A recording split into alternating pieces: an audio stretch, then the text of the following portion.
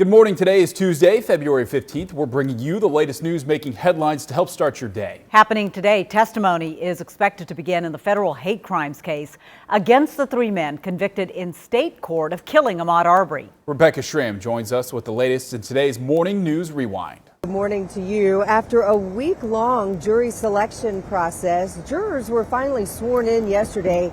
And then opening statements got underway in a second trial down in Brunswick that people across Georgia and across the country will be watching. Attorneys for the Department of Justice made it clear they have evidence that wasn't introduced in the state murder trial. They said father and son Greg and Travis McMichael chased Ahmaud Arbery through their neighborhood because they, quote, decided that the black man must have been in their neighborhood to commit crimes. They also told the jury they will show messages from Greg McMichael where he apparently stated repeatedly that he wanted to harm black people, often calling them racial slurs. One of the defense attorneys told jurors it wasn't that Arbery was a black man, it was that he was the man seen unlawfully entering a home under construction.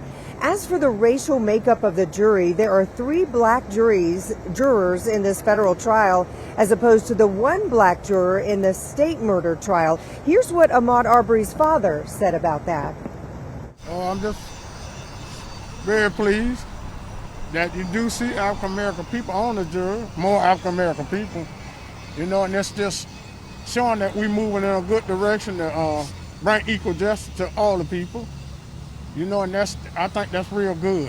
When you break them laws, I don't care what color you is, you got to have accountability for what you've done.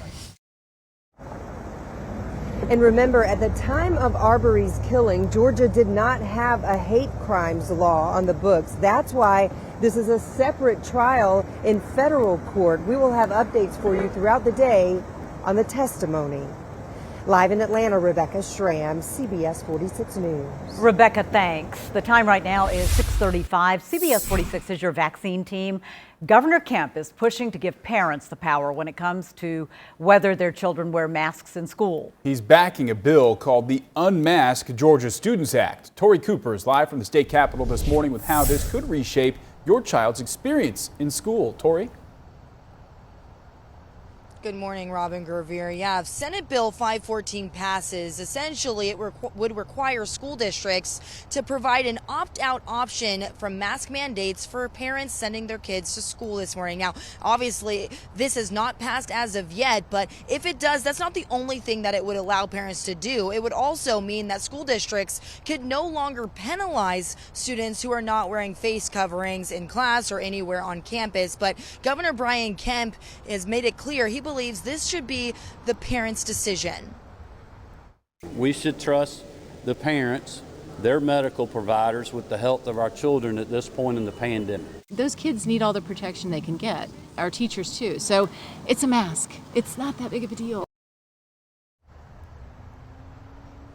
Now, Senate Bill 514 will still have to move through the House and the Senate before it is approved. Governor Brian Kemp unveiled this plan just yesterday. But coming up, stick around with us in the 9 o'clock hour because I'm going to head over to Midtown High School, where it's within the Atlanta Public School District, where they currently have a mask mandate in place. We're going to talk to parents who may be in favor or not in favor of this, and we'll bring you the very latest at 9 a.m.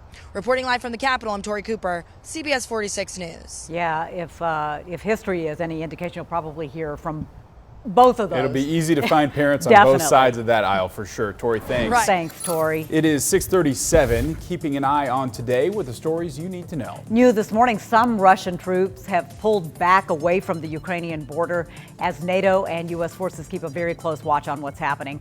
If Russia does in fact go through with an invasion of Ukraine, we all might have to pay more for gas and food. Russia is the world's second largest producer of oil and the world's top exporter of wheat.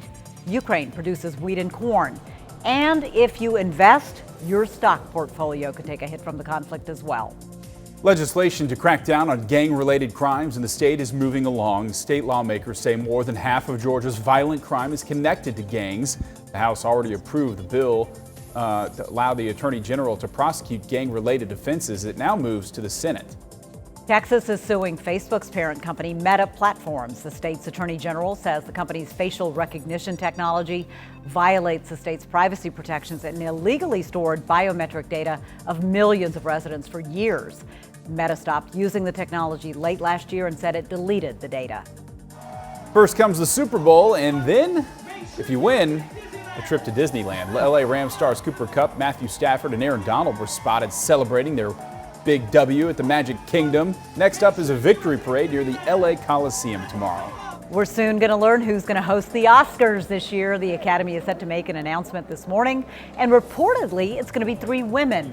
Several media outlets say Amy Schumer, Wanda Sykes, and Regina Hall will each host an hour of the show. Developing this morning, activists in New York City are demanding changes after a homeless man out on supervised release allegedly followed a woman home and stabbed her to death. Investigators say Asamad Nash followed Christina Yuna Lee into her apartment and then attacked. Lee was found with 40 stab wounds. Officers say Nash was hiding under a bed. Prosecutors say he's previously been arrested for assault, drug possession, and harassment. Activists say the city needs to do more to help with homeless people and people struggling with mental illnesses. I keep saying this, and I want that really to resonate with people. He should not have been on the streets. We should do a better job of making sure dangerous people are not on the street, just as we should do a good job of making sure weapons are not on the street. Authorities have not yet determined if Lee was targeted because of her ethnicity. Happening today in the Winter Olympic Games, all eyes are on the women's figure skating individual event where Russian figure skater Kamila Valieva will compete today. The gold medal favorite failed the drug test before the Olympics. Her lawyers claim it was, quote, contamination from medication her grandfather was taking.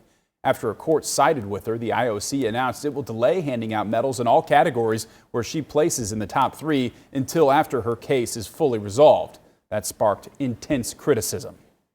And we're now getting some response to what's taking place from former athletes. Former U.S. figure skating Olympian Adam Rippon tweeted in part, "You can be heartbroken for this 15-year-old girl and at the same time be heartbroken that every other skater in this event will have to compete knowing that the competition is not clean." He went on to say every other athlete in this competition is having their whole Olympic experience altered to accommodate an athlete with a failed test. U.S. track star Sha'Carri Richardson also weighed in, saying the only difference between their cases is their race. Richardson was favored to win a medal at the Tokyo Olympics, but was not allowed to compete after a positive test for marijuana. Richardson has admitted using marijuana to cope with stress and the death of her mother. At 6:46, trending this morning, tennis star Novak Djokovic says he's willing to pay the price for not being vaccinated, even though he might have to miss out on future opportunities. Our Brooks Baptiste joins us with the stories topping your social media feeds this morning. Brooks? Hey, good morning to you guys. Novak Djokovic says he's now prepared and willing to miss the French Open or Wimbledon just because of his vaccine stance. Djokovic shared in an interview with BBC that the principles of decision-making on his body is more important than any title. Just last month, the tennis star was deported after attempting to enter Australia without a valid vaccination exemption. Well, for the first time since 2019, the White House Correspondents' Dinner is back, and we've learned that Daily Show host Trevor Noah is going to be headlining the event scheduled for April 30th. President Biden is expected to be in attendance, and Noah is staying pretty busy this year because he's also going to be hosting the Grammys for the 2nd year in a row right here on CBS 46, April 3rd. All right, guys, well, I'm sure we all love our furry friends, right? But how much are you willing to pay to keep them around for another life? Research shows there's a growing trend of people spending some pretty big bucks to clone their pets. I'm talking $50,000 for dogs and $35,000 for cats. Now, this sounds like something you would probably only see in a sci-fi movie, but it happens to be legit. Around this time last year, scientists cloned a black-footed ferret from the genes of an animal that died more than 30 years ago. And you know, guys, this was something that has been a little more popular within celebrities in the last 2 or 3 years. But now all the normal folks are doing it too. The normal folks with $50K laying around to clone their pets? The normal I don't know normal folks you're hanging out with, Brooks. Overnight, Russia says it's pulling back some of its troops from the Ukraine border. According to multiple media reports, Russian officials say some of their troops are returning to their bases. It could be a tentative sign that Russia is pulling back. But Russia's defense ministry has also said that other large-scale military drills are continuing. It comes as the Pentagon says a Russian invasion into Ukraine could happen by week's end. The U.S. has been building up its troop presence in Eastern Europe to support NATO. I'm very worried about the situation. We could be on the brink of a war in Europe. Meanwhile, the U.S. has temporarily closed its embassy in Kyiv and moved staff to Lviv, a city in western Ukraine. Now at 6:07, we're keeping an eye on today with some of the other stories you need to know. Happening today, members of Black and Jewish clergy from across Georgia are fighting back against legislation that would ban critical race theory from Georgia schools. The leaders of churches and temples in Atlanta, Savannah, Waycross, and Augusta are all set to speak out during a press conference today. Senate Bill 377 would prohibit the teaching of critical race theory in K-12 schools and in state colleges. The bill blocks lessons that teach that the Georgia or the U.S.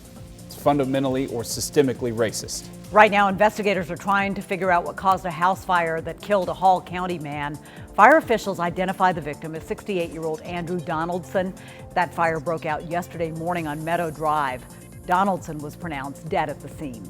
The Georgia House gave final approval to let East Cobb residents vote on whether to form their own city. Now the proposal goes to Governor Brian Kemp for his approval or veto. East Cobb voters would decide on forming a city in May. If approved, voters would choose a mayor and 6 city council members in November, and the city would begin operation next January. Another record-breaking month for one of the country's busiest ports. In January, nearly 480,000 container units of imports and exports moved across Savannah's docks. That's a 4% increase from 2021. Port officials say Savannah posted record container numbers every month last year. Business has been booming at U.S. seaports as the economy rebounds from the pandemic. Today, the Atlanta Braves will kick off their World Champions Trophy Tour at Colony Square in Midtown Atlanta. Fans are invited to take photos with the trophy and with blooper. That starts at 11:45 this morning. The tour is making 151 stops across the Southeast, commemorating 151 years of Braves baseball. Thanks for watching CBS 46 News. Watch us live wherever you are, our mobile and our streaming news app. You can also watch us on Roku, Apple TV, and Fire TV.